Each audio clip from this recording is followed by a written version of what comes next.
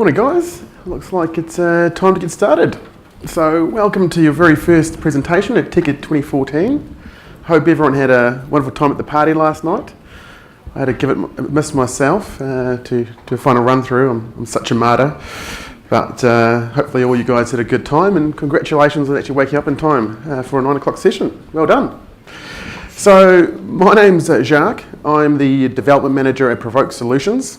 At Provoke, we build a bunch of cool stuff on the Microsoft stack, and we specialise primarily in SharePoint development, bespoke .NET stuffs, and building solutions on the Azure platform as well.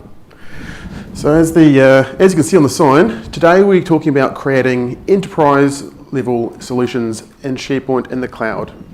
So this is going to be a 200 level session today, which means we're not getting too hardcore. We'll talk about a lot of concepts and give you guys a great overview on a bunch of different topics, but we're not doing any code samples or anything like that, so nothing too scary. One thing to note before we get started is that although we're going to be talking about a few different hosting options in the cloud and whatnot, the majority of this presentation is going to be focused around SharePoint Online and Office 365. Cool, so let's get stuck in.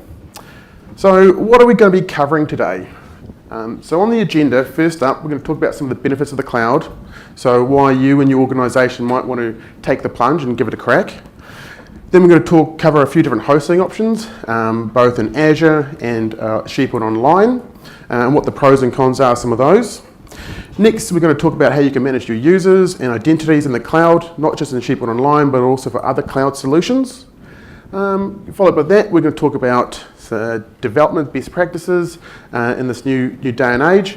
And last but not least, we're going to cover a few real-world scenarios around how some companies that are kind of dealing with different types of scenarios in the cloud. Cool. So let's get stuck in. So first off, let's talk about why you might be looking at a cloud deployment. So nowadays, when I kind of talk to people on the street, I hear a lot of concerns around SharePoint Online or 365 or just kind of cloud in general. You know, I hear things like, you know, we're in New Zealand, our internet's so bad, the latency is terrible, there's no way we'll be able to support our documents in the cloud, it's too hard to customize, you know, we can't extend it, we have no control over the deployments and whatnot. And I'm here to tell you today that not only are most of those fears kind of unjustified, but in fact the benefits of the cloud far outweigh the challenges. And in my opinion, not only is a cloud a viable option for your SharePoint deployment, but in fact, I think it should probably be your first choice. So let's see if we can get this sad face a bit happier. So what's the first benefit I'd like to chat about today? And that's really cost savings. So not only is the kind of total cost of ownership of a cloud deployment generally a lot cheaper than on-premises, it also means that, you know, you can kind of keep the CFO happy by putting all the stuff on the P&L report as a OPEX expenditure as opposed to CAPEX, whatever that means. I'm not an accountant, but people always talk about that. It's good. But why is it cheaper? And the main reason really is kind of savings around hardware and licensing costs. So running a SharePoint 2013 farm nowadays is not easy. You need some pretty grunty environments. I'm talking kind of minimum 3 16 gig VMs just to run a smallish deployment. Then on top of that, you chuck your Office web app server. If you want to publish it externally, then you need a DMZ, then you need ADFS servers, and the list kind of goes on and on. Then you chuck on your network devices, your blades. It's pretty expensive. And then you've got to replicate all of that in a DR scenario. And this isn't cheap. You need some pretty smart people to be able to run all this software and hardware properly. You're continuously patching your OS and SharePoint platform to make sure that you don't have any security vulnerabilities and have the latest versions of products. And then, worst of all, when the next version of SharePoint rolls out in a couple of years, you might have to start all again, re-provisioning everything from the ground up when you look to upgrade. So it's kind of no mean feat. So kind of why bother, really? The next benefit really is cloud first. So if you're kind of playing in the SharePoint Online space today, you'll notice that the cloud really is becoming a first-class citizen in terms of SharePoint deployments. We're seeing a lot of new releases being pushed out directly to SharePoint Online a lot sooner before it actually ends up on premises. So a couple of examples of this would be Delve, which got announced at the SharePoint conference this year, which is this amazing search engine that pulls personalised results based on not only SharePoint Online, but all your mail and exchange, your conversations in Yammer, and tailors the results specifically for you to help you consume in a bunch of really exciting ways. Also things like Yammer, for example, which is obviously another cloud platform. The integration with 365 and Yammer, though not perfect, is a lot easier to deal with than an on-premise solution. And if you kind of listen to some of the commentators out there today in the SharePoint space, there's a lot of talk that the next version of SharePoint on premises might in fact actually be the last one that Microsoft puts out. Obviously they're going to be supporting that for a long time to come, and don't take my word on that, this is just pure speculation at this point, but it's definitely something to start thinking about.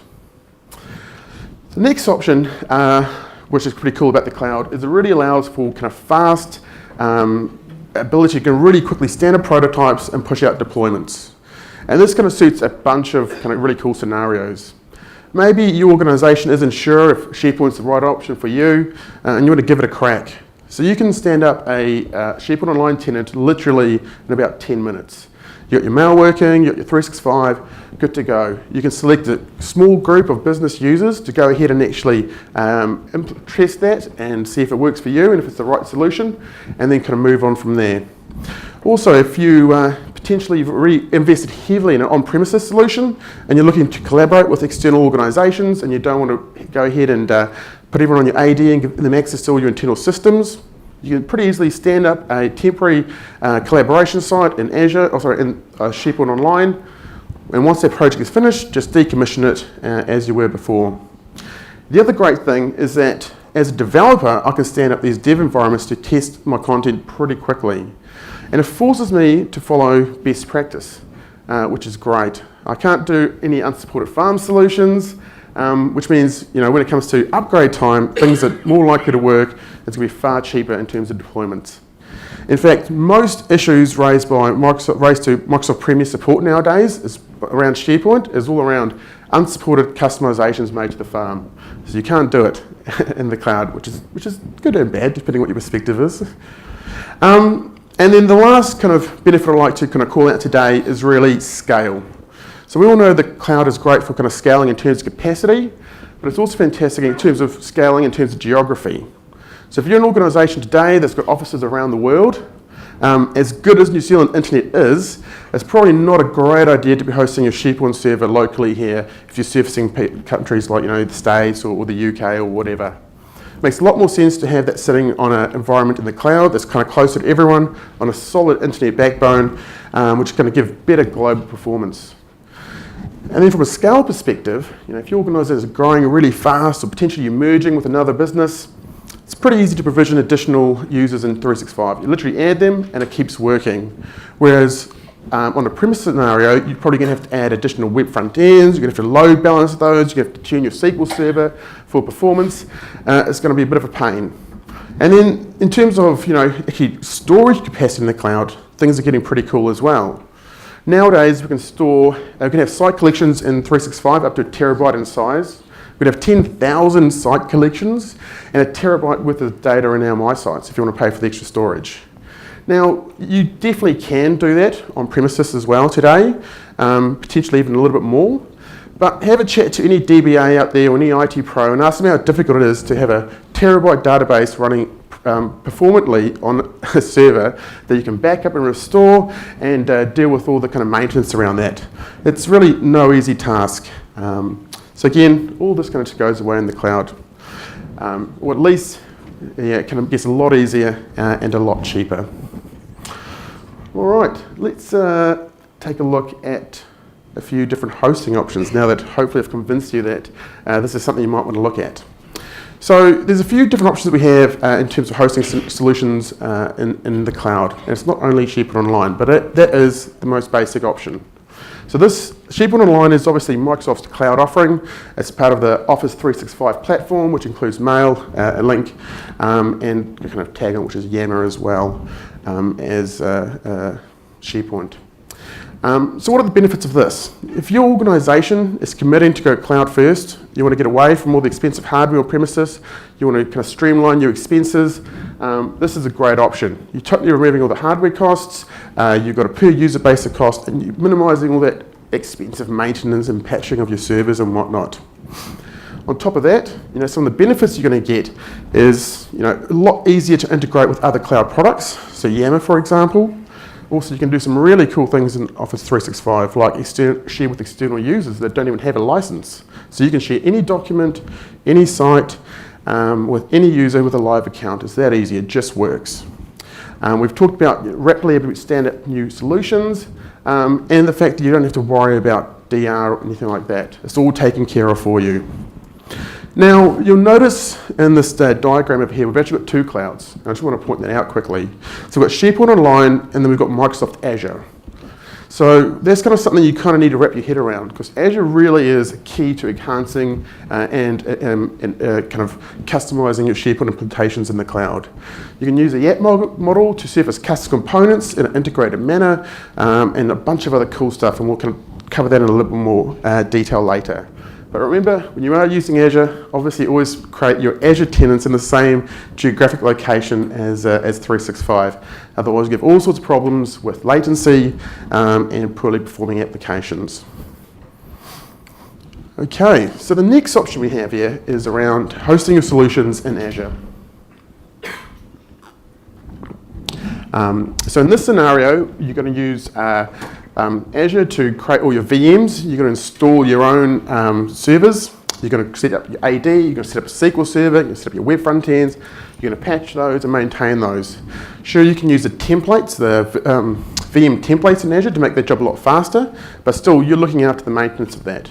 And to be fair, you could be doing this in any kind of cloud provider. It doesn't have to be Azure, but that's obviously my favourite, but this could be sitting anywhere else as well, even a kind of local data centre. So what are some of the benefits of this approach? Or kind of why might you rather want to do something like this?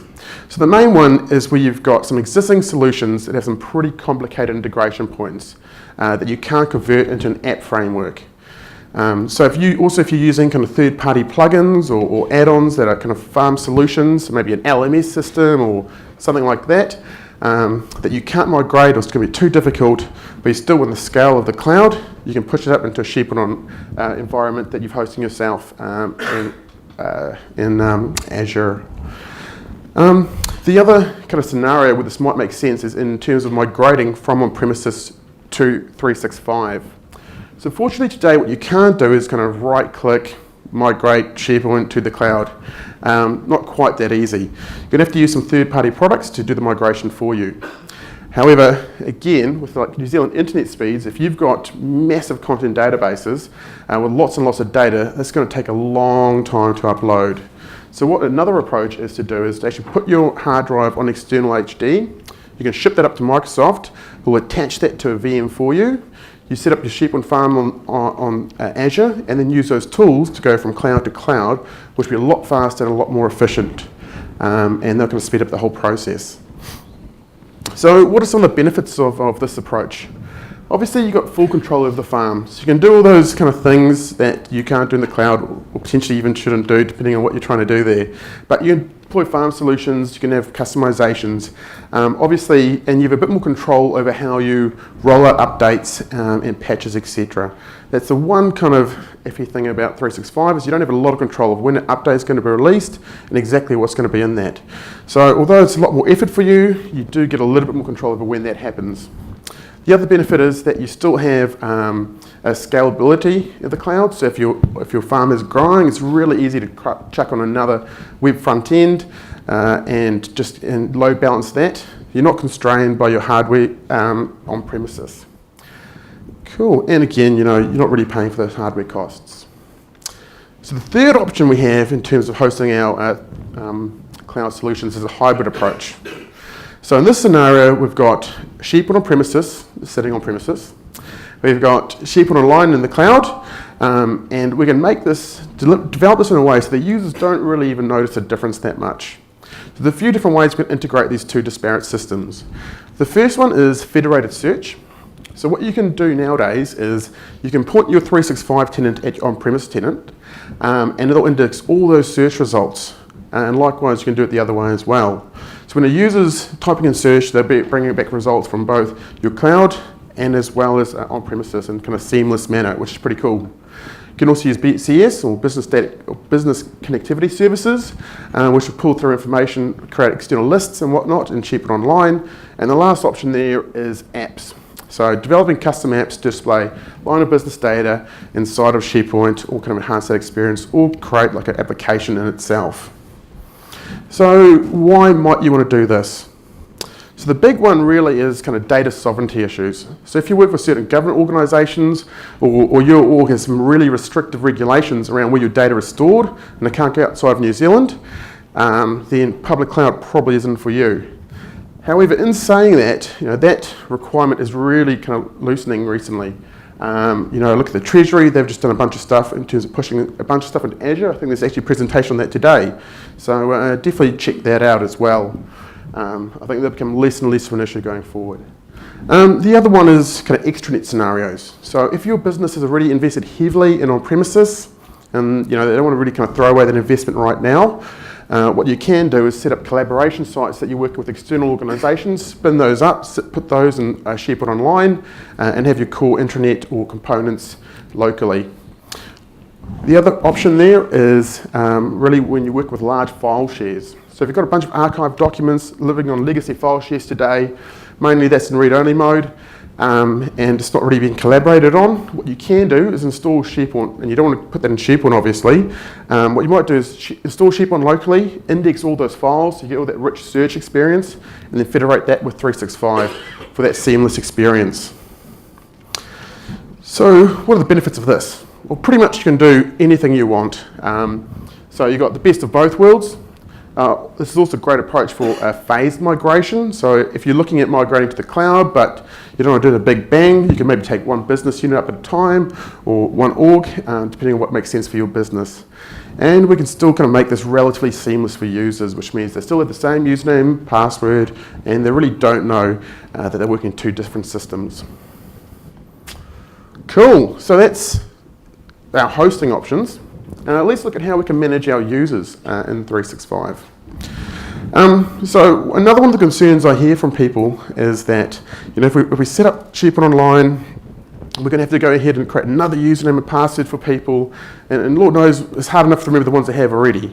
It's going to be a pretty horrible experience for them. But if you do it properly, that's actually not really the case.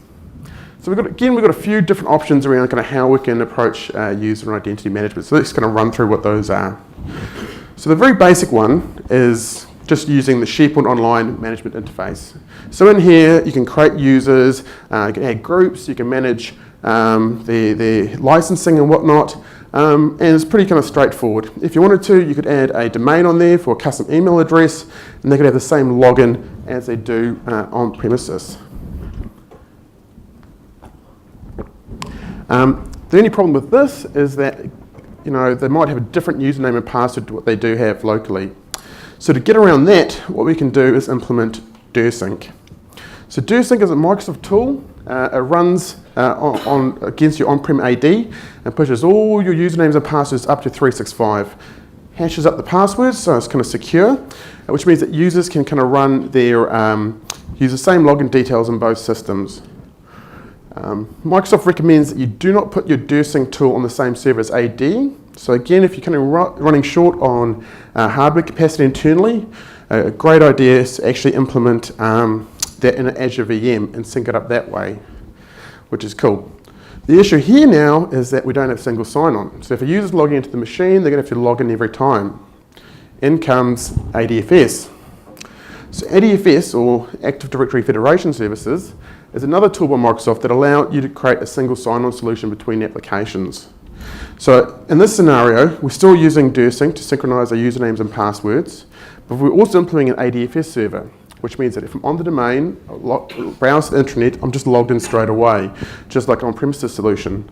If I'm away from the organization, it prompts me with a a login screen, and which is kind of customized and branded as per your organization, which you log into and then access your system. Not only can you do that for SharePoint, but any custom application as well that you configure for. So it's a pretty powerful tool. It does, however, produce kind of an interesting scenario here now. And that is that now you have a single point of failure. So if you go ahead and install ADFS and your server goes down, no one can log into your intranet. Even if they've got access and the SharePoint's up and running, there's no way for them to access their systems. So again, the recommendation from Microsoft is to kind of leverage Azure to add some redundancy in there. So in this scenario, you're going to replicate all those on-premise components. You replicate your AD Forest, DirSync, ADFS. So if anything happened to that environment, so the internet connection went down locally, you'd have a failover, and they just keep working and users would not be interrupted, which is a pretty good solution really, and something you should definitely consider. All right. So the last option we have here, which is something really cool and relatively new, is kind of Azure AD. So under the hood, the kind of out-the-box SharePoint management, user management stuff I showed you previously is running Azure AD. But what you can do is actually extend this a little bit more and leverage this across a bunch of cloud applications. So let's have a look at kind of how this works. So you still have DirSync that's pushing your on-premises user accounts up into Azure AD. So that's the same process as integrating with SharePoint Online, because it's all the same kind of plumbing under the hood. But then what you can do is actually give users the ability to log into a single portal from their browser and log into those pages. And from there, they'll get a bunch of options to go ahead and log into Office 365 or CRM Online in a single sign-on capacity. But the real kicker is, on top of that, we can also go ahead and configure it so they can access custom applications that you've developed in the organization. So some of you guys might be familiar with ACS, which is a great framework for providing authorization, authentication to custom applications in the cloud. Well, this is actually going to be superseding that product over time, and all that functionality is going to be pushed into Azure AD. So it's definitely something you should look at if you're doing custom development. But then the real clincher for Azure AD is that not only can we access the Microsoft Cloud, our custom applications, but there's also a bunch of other cloud services that we can pull together and access in a single sign-on manner. So stuff like GoToMeeting, Google Apps, Dropbox, Salesforce, and a whole bunch of others. So the cool thing about this is that you've got a central portal to manage all your users and their identities. So you can add a user to Azure AD and then automatically provision them in Salesforce, which is a totally different system, right? It's kind of mind-blowing. Then give the permissions and a single sign-on username and password. Then, when they leave the organization, instead of going through to all these different systems, retrieving the licenses, cancelling the subscriptions, you do it in one place and it just rolls out everywhere, which is pretty cool. So let's have a quick look at how easy it is to actually set some of that up. Cool. So I'm just going to jump back to my desktop here. Okay, so this is my Azure portal, and I've logged in with the admin account on my SharePoint Online tenant. Okay, now I've scrolled down the bottom here, and I've clicked on Active Directory, and this is my AD. This is also servicing my 365 subscription. So I'm going to click on this, and you can see I've got a bunch of different options in here. If I don't want to sync to on-premises AD, I can create new users, I can set up groups, I can do some pretty cool stuff around setting up multi-factor authentication if I wanted to, or whatnot. But let's have a look at how we add applications. So you can see I've got a few set up already. If I wanted to add a new one, it would be this easy. Click on Add. Now I've got an option to add a custom application, and they'll give me some steps to configure that, or I can add an application from the gallery. Now, in here, I've got 2,390 different cloud services I can choose from. Which is pretty impressive. All I need to do is and you kind of see there's some pretty big names in here as well, and it's kind of growing all the time. So if I want to add Twitter, for example, I just click on the search, add this. I've already added it, so it's not giving me another option. But that's literally going to click Add, and it's going to add the application to my system here. Now, This is quite a kind of common scenario in businesses today, right? So if you've got a generic business Twitter account that you've got your marketing team working on, a bunch of people have access to, it's really hard to control that stuff. If you had a disgruntled employee with that username and password, it could do some serious damage to your company brand. Again, if you come in here, you can manage it in a central manner. So what I've done is I've configured the single sign-on, I've set it to use passwords, and then I've also assigned this to different users. So I've chosen which users are allowed to use that application. So let's jump into the user's perspective in another tab over here. So what I've done is I've gone to myapps.microsoft.com. I've signed in with my domain username and password, so jacques@tens.co, and it's provided me with this portal.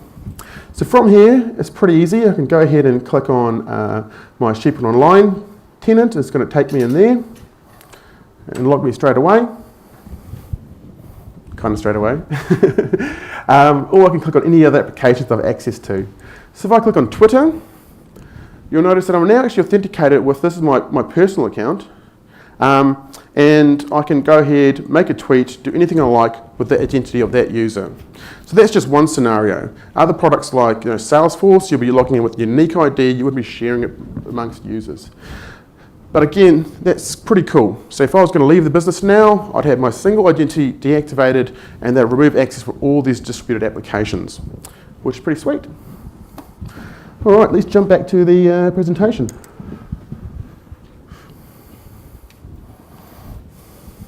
Cool. So we've covered off how we can how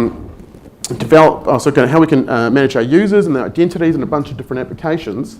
Let's look at kind of some of the best practices in terms of developing SharePoint solutions for the cloud.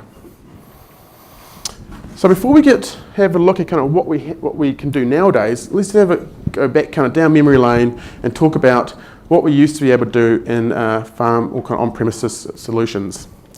So the first thing we had in our kit bag was farm solutions, which is pretty cool, right? We could deploy to an entire farm in one go. We had farm scope solutions, we had web applications solutions, we could do full trust web parts, and pretty much tweak with a lot of stuff in SharePoint.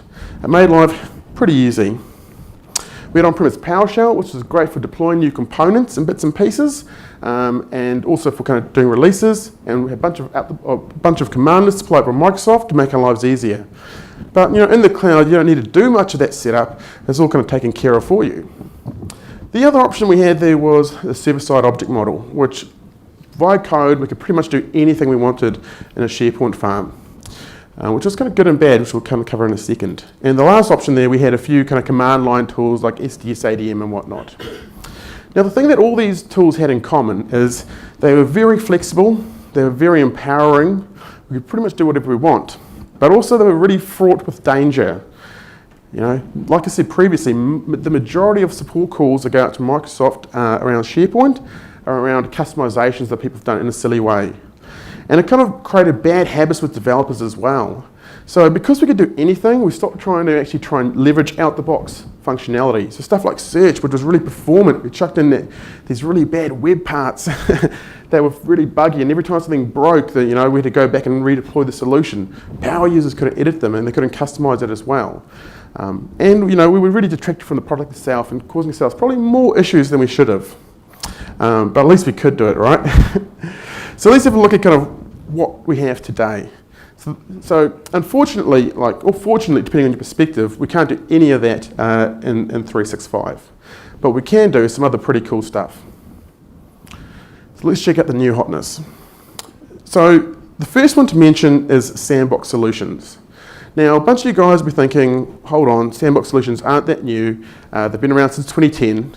Also, haven't I heard Microsoft say that Sandbox Solutions have been deprecated? Both are true, but there's a point to note around that. So what Microsoft's come out and said is that yes, Sandbox Solutions are deprecated, but only code inside those solutions. Okay, so that means that doing custom web parts in Sandbox Solutions is a no-no. Using event receivers to provision your sites and lists and bits and pieces, that's a no-no going forward. That'll stop working at some point in time. But what we can do is use the declarative XML model to deploy components. And there's certain things that you can't deploy any other way. So things like web templates and content types and site definitions. list definitions. It is fine to deploy that as a sandbox solution. In fact, Design Manager, which is the new framework for deploying branding, that uses a sandbox solution under the hood. So keep using those, but just be smart about it. The next piece is CSOM and JSON. Again, this has been around since 2010, but truly is coming into its own now. So CSOM, or the client-side object model, is an API in C# kind of written across the web service layer that abstracts a bunch of stuff for us and allows us to build some really cool things in SharePoint apps, as well as a bunch of deployment scenarios as well, which will make your life a lot easier. And JSON, on the other hand, so that's the JavaScript object model. Again, interacting directly with SharePoint is great for creating SharePoint hosted applications or customizing your page layout and adding a bunch of stuff on the client side. Then the next big one is the app model. A lot of confusion around that, but this is pretty cool. It allows us to develop SharePoint solutions not just in C#. You can use any language that you're familiar with. You can host that wherever you want. You can integrate a bunch of different systems and kind of create a seamless experience with the user if you're smart about it. And then last, not least, we've kind of got the REST API, which is pretty cool for creating rich client-side applications. So web devs today that are used to creating single-page applications and doing all sorts of cool stuff, this is something to look at. So as you can see here, the game really is changing for us SharePoint developers. What we used to do back in the day is really kind of change what was happening under the hood, really modify SharePoint, potentially breaking in different areas. Whereas the model we're moving to now is more about bolting on cool things on top of that, using SharePoint as a core framework, and then building cool things around that to support it and customize and make a great experience for our users. And you kind of see why this makes sense in a cloud scenario, right? We're sharing service with a bunch of different users. We can't break a farm. So, this makes a lot of sense to distribute that load and still giving you a bunch of power to do what you need to do. Okay, so that is some of the kind of tips and tricks that we have in our toolbox. Let's cover off how we get these customizations and enhancements into our production environments. So in this scenario, I've got a SharePoint Online tenant. It's got Yammer over there as well for my social collaboration. I've got a bunch of apps sitting in Azure, and I've got a bunch of on-premise components as well. So this might be AD with ADFS. It might be a line of business application that I'm integrating data with. So this is a pretty kind of common scenario. That's your typical deployment. So how do I get my custom pieces into this environment? So the first thing I need to do there is create a development environment. All right, so that's somewhere where I can cut my code, I can use Visual Studio, I can use source control, and all those good things that developers use. Now you might think that because we're in the cloud in 365, we can get away with having to use on-premise servers. Fortunately, that's not the case. And the reason for that is that for all the development tools in Visual Studio to work properly, to use things like creating content types and list definitions and whatnot, we need SharePoint installed on that machine. And as of 2013, there can't be a client OS either, so we need to provision Server 2012 to run that stuff. My recommendation is that you use Azure to stand up your VM because it's fast and easy. The other main reason that we need a on-premises machine is that there's a few things in 365 that make debugging a little bit difficult. So we don't have stuff like access to ULS logs, we can't use the developer dashboard, and we can't debug our code. Not that you should be putting code in there anyways, so that's probably not a very valid reason. And also there's other stuff like search, for example. Where in 365 you don't have any control over when the crawls execute, so you might have to wait 10-15 minutes from when you add content to when you can actually add your managed properties and whatnot. And this can be a little bit frustrating. 10 minutes is an eternity for a developer. So if you're doing that on premise, debug your stuff, get it working, and you push it up to 365 to test it. And that generally works pretty well. One thing to note, when you are kind of pulling content, page layouts and master page stuff down from SharePoint Online, you'll notice that there's a bunch of references to kind of version 16 DLLs, which is actually the next version of SharePoint that's coming out. So just a tip for trick for young players there. So pretty easy just to switch those out for on-premise DLLs, and it should just keep working because it's more or less the same functionality there. Cool, so the next step is once we're going to have our VM up and running and we're compiling our code, is we need somewhere to deploy that to. So my suggestion is to go ahead and provision an additional 365 tenant, and every developer should have their own site collection to deploy to.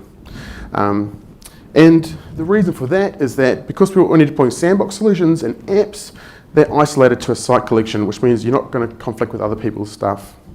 So you might be asking me, cool, well, it's a separate site collection, why not actually just develop that in your production tenant? Well, a couple of reasons. Despite the fact it is pretty isolated, there are still combined components across the farm. So stuff like search, product catalog, user profiles, and MES term sets across the entire tenant. So you need a safe place where you can develop with that and test things without breaking and affecting user experience. And the other reason is it's really, really cheap. You can stand up a SharePoint Online tenant with one user for development purposes. Remember, it's only your devs going to be logging in there. And if they've got an MSDN subscription, they get a free license anyway. So that's not an issue at all. You'll also notice that what we've done here is going to replicate all those components that we have in your production solution. So I'm creating all my additional applications, all my SharePoint apps. I'm replicating those in a separate domain so I can test the release process and interact with my tenant. I've also gone ahead and grabbed all my on-premise components and put those into VMs in Azure. So stuff like developing, might have ADFS in there and AD, which I want to test out provisioning around. So I want to make sure that I'm using the same technologies as I am in production, which is pretty cool. And even stuff like Yammer. You might be looking at creating some solutions around that, but you want to have a Yammer tenant which you can bang in a bunch of irrelevant comments and test data and make sure you're not polluting your production system. So that kind of makes a lot of sense. Now, the next piece is our UAT and production environments. UAT and test environment.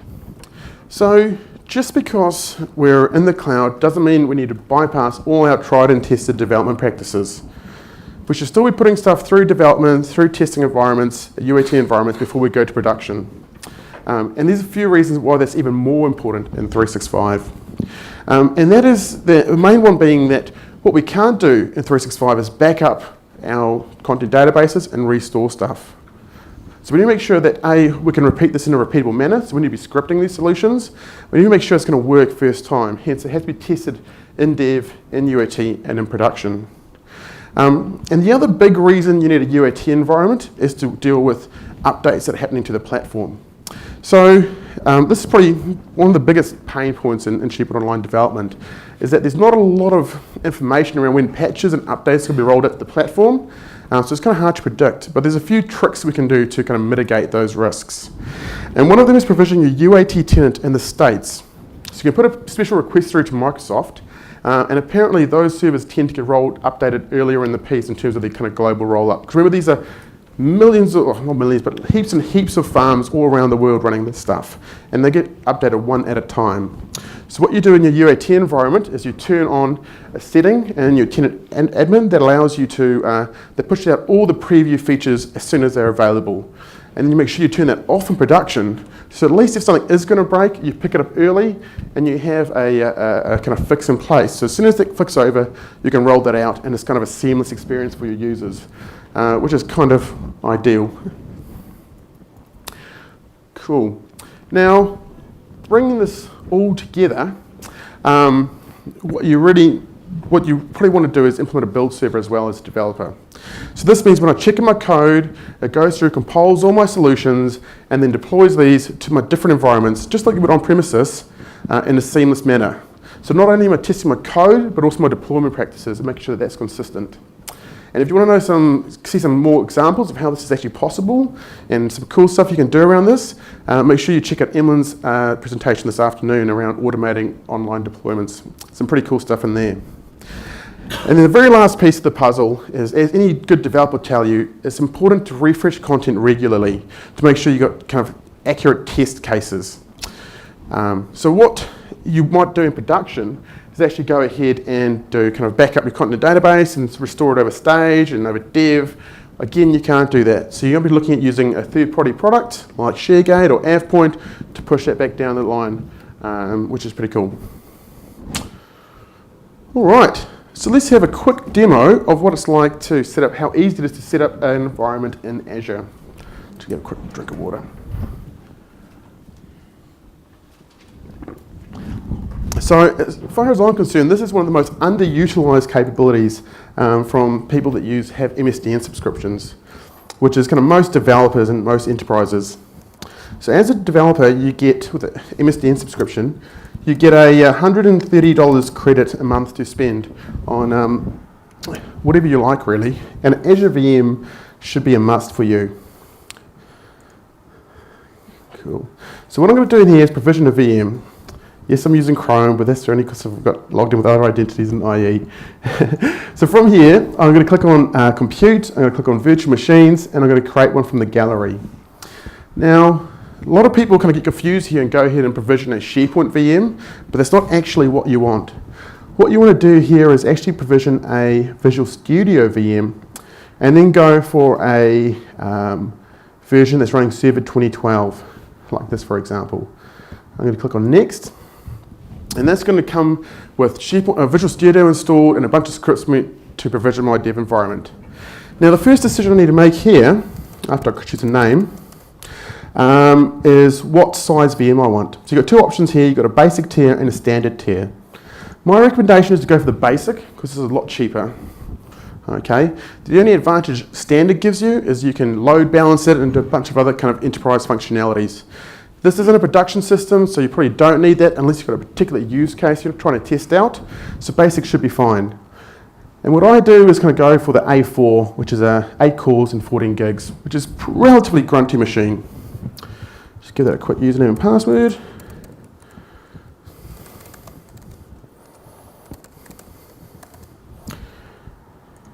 Cool. Leave all these settings as is. And I'm going to install the agent in case I forget my password, as I do regularly. Cool, so that's going to go and provision that VM. In about 5 minutes, good to go. So here's one that I kind of provisioned earlier, which is blank. Cool, so on the desktop, you'll see a couple of options. What I want to do is click on Develop My Environment, or Configure Developer Dashboard. Then I'm going to click on Scripts. You'll notice under Software, all my install media is already in there. Now I've got three options here. I can provision 3 different types of environments. The first one is a standalone SharePoint environment, which includes everything apart from user profile service. The second one is a SharePoint farm that points to an existing AD server. So you've got to provision AD first in a different VM and point at that. And that'll go ahead and create user profile synchronization services and all that good stuff. And the last option there is if I'm doing just kind of SQL BI development. So in this case, I want to just do a single farm, or single server farm. I'm going to right click on that, run with PowerShell. It's going to go and ask me to allow the script to run. And I'm going to click on yes, eventually.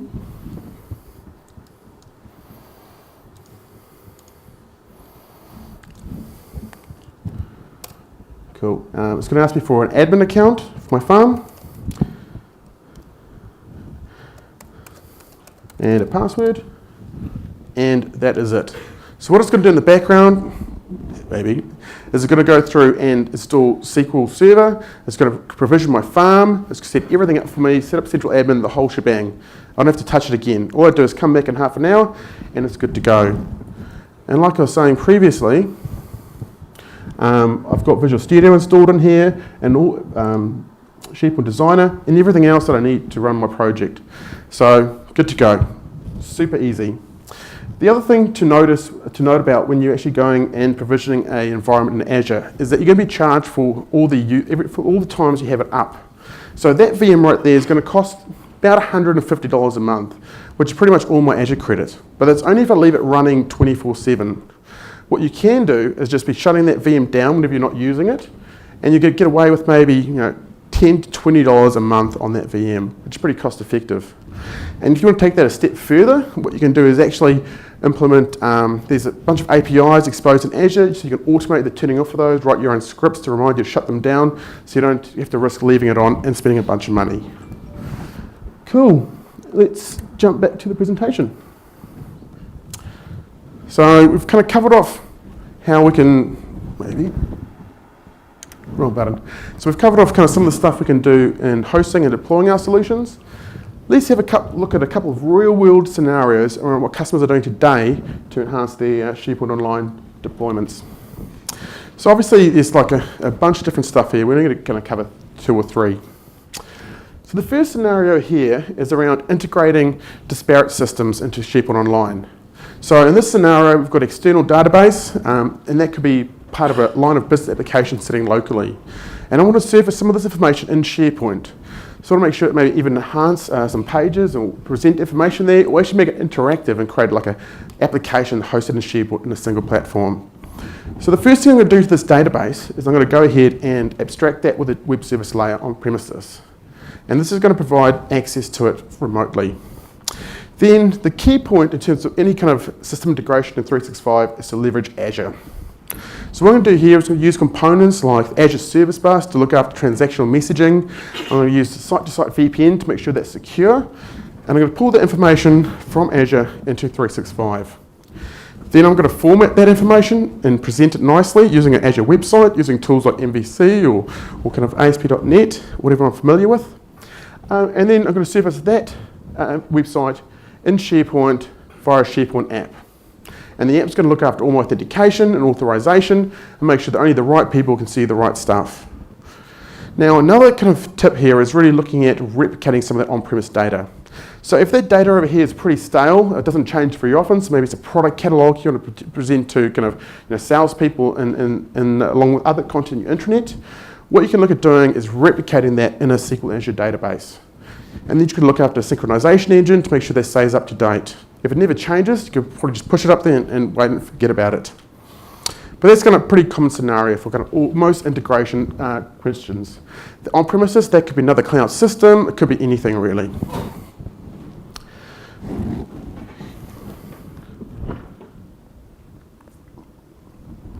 All right, so the next one scenario I want to talk about here is provisioning engine in 365.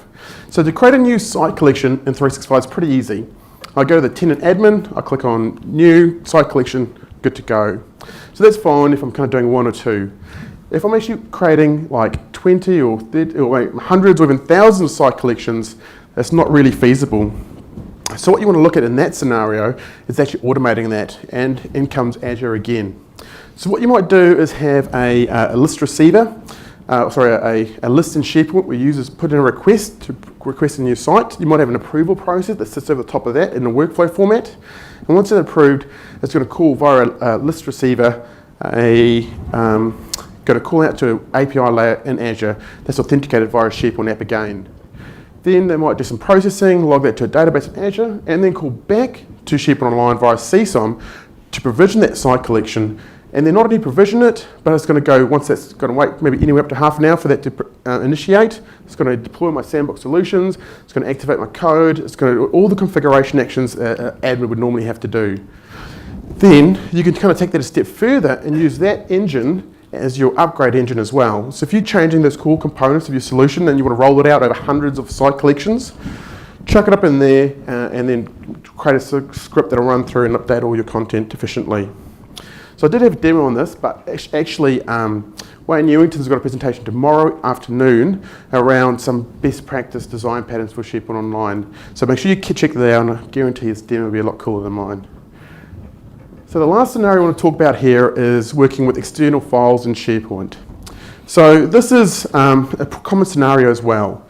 As far as we have come in the wonderful cloud age, we still haven't managed to get away from the old on-premises file systems.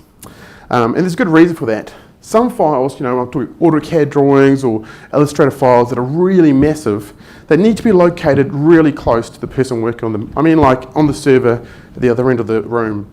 It doesn't make sense to be saving that up to Azure when you're maintaining and modifying that stuff. It's just not really efficient. So what you can do is try and create an integrated experience so the users don't really know where their content's sitting. So in this scenario, what you might do is something like have a custom list in SharePoint, have a custom action that pushes that where a user can upload the file to an on-premise API. That's going to save that file to a file share in SharePoint, on-premises. It's going to set up the security and metadata around that, the directory structure, and then right back to SharePoint via CSOM, all the metadata associated with that. So they'll kind of show up in the search results, and from a user perspective, they can still browse through that information and find it in the right place and tag it and add metadata and associate it with other SharePoint content and like it and all that good stuff. So let's have a quick look at kind of what that might be. All right, good to just jump back to the demo machine here again.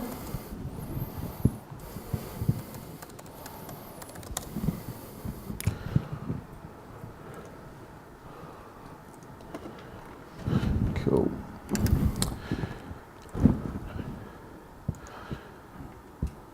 Okay, so here I have a standard list in SharePoint that I set up earlier. And what I've done is I've gone ahead and deployed a custom application to this site called Image Uploader. And in this scenario, I'm actually going to save it to Azure because it's easier. So I've activated this feature, and what that's done is going to add in a custom action to my list over here. So what I'm going to do is click on this upload image. Now what you're going to notice is it's actually going to redirect me to a totally separate Azure website. And I've left this like this so you can kind of really illustrate what the different URLs and stuff look like. So see, that's a totally different URL. I could abstract that and put that in a dialog box so it looked like I was still inside of SharePoint, which would be a far better, more usable experience, but I kind of want to illustrate the point here. So from here, I'm going to browse, and I'm going to add my TechEd logo, and I'm going to upload that. So what's that doing behind the scenes is saving that file to blob storage in Azure, and then it's going to save a preview back to my list. It's going to give me a link to edit that file and add some metadata in here. So what I can do in here, I can go edit this file, I can give it a description, and I can tag it with some metadata and save that. So now I can search across that content and while still working on it in my other environment. And just to prove to you that it's not actually living in SharePoint, this is Azure Explorer. Here's my images, and there's my TechEd logo that's just been updated there a minute ago, which is pretty cool. All right, so let's jump back into our presentation. So that's kind of the last demo for today.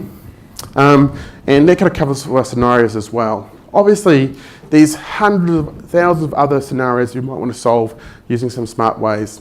And the key takeaway there for you guys really is that because you're in the cloud doesn't mean that you're limited in terms of what you can do. You might have to get creative, you might have to look at smart ways of leveraging other products and cloud solutions, and look at a hybrid approach to achieve what you need to be done. But it's all possible. All right, so let's cover off what we discussed here again, and we finished up with today. So first of all, what I've done, we kind of talked about the benefits of the cloud, talked about scale, cost savings, and great user experience, so we're setting stuff up really quickly. Then we talked about different hosting options in terms of hybrid, or 365, or Azure. We looked at how we can manage our users and their identities, not only in SharePoint, but also in other cloud services. We talked about we talked about best practice in terms of developing SharePoint solutions in the cloud, and we covered a couple of real-world scenarios, which are pretty cool. So hopefully, after all this, I've managed to convince you guys that, like I said, not only is SharePoint a viable option for your organisation, but it should be one of the first choices. It's something you should really investigate carefully. And remember, this might sound too hard, but it's really not. There's a lot of companies that I'm working with right now that are doing this exact thing. They've made a commitment to have zero on-premise infrastructure, and they're leveraging the cloud as much as possible. And they're having great success with this as well. And remember, although it's kind of not perfect today, it is only getting better and better and better. So if you can live with the minor dramas today, your life's going to be far easier in the long run. Cool. So the standard guff at the end of this. So if you're interested in some of the topics we talked about today, I encourage you to go check out Emily's presentation this afternoon around automating SharePoint online deployments. It will really show you how to use CSOM and PowerShell and take it to the next level and achieve everything you could do on premises in the cloud. Then also check out creating customized SharePoint customizations for the future with Wayne Errington. That's tomorrow. Which we'll be talking about some design best practices. And then another one of my colleagues, Alan Marshall, is presenting on search in 2013, which is pretty cool stuff in there. Another one that I forgot to mention, but I did see it today in the catalogue, there's a presentation day on user adoption in 365, which should be interesting. If you want to chat to me, you can tweet me, Jacques J. Botha, or I'm going to hang around after the presentation to answer some questions if you have any, or at happy hour, enjoying the fact that I've got no more presentations to do. Standard resources, make sure you check out the Virtual Academy, Hands-on Labs, MSDN and Channel 9, some really good stuff there. All right, that's us for today. Thank you very much, guys. Hopefully you learned something there, and thanks for your time. Cool. So I think we've got like 5